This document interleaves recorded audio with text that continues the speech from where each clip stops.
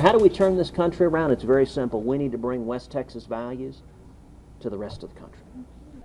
Well, United States Senator Ted Cruz made a stop in the Basin this afternoon. The politician visited with the Odessa Chamber of Commerce as part of a state tour to hear Texans' concerns. As Gina Martinez tells you, Cruz says the Permian Basin is a model in how to get the country moving forward. Gina.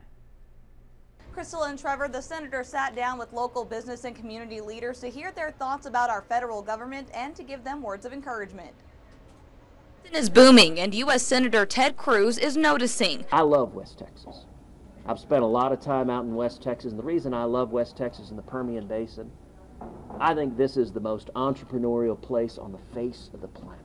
The politician stopped by the Odessa Chamber of Commerce as part of his roundtable tour across Texas, and his goal was to get people talking. The senator asked everyone there to just talk about a concern that they have about what's going on in the federal government. The discussion included several local business and community leaders, the majority who voiced concerns about a controversial law. Person after person after person going around the table said the single biggest challenge in their small business was Obamacare.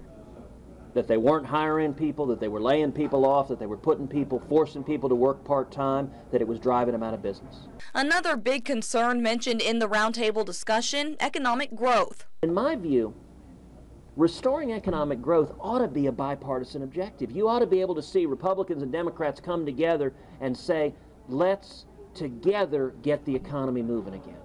Cruz says right now that's not happening, but he's encouraged and says the nation could start by looking at the basin. We need to bring the values that make the Permian Basin such a unique, wonderful, special place all across this country. That's how we're going to get the country turned around. That's how we're going to bring back economic growth. That's how we're going to get small businesses booming again.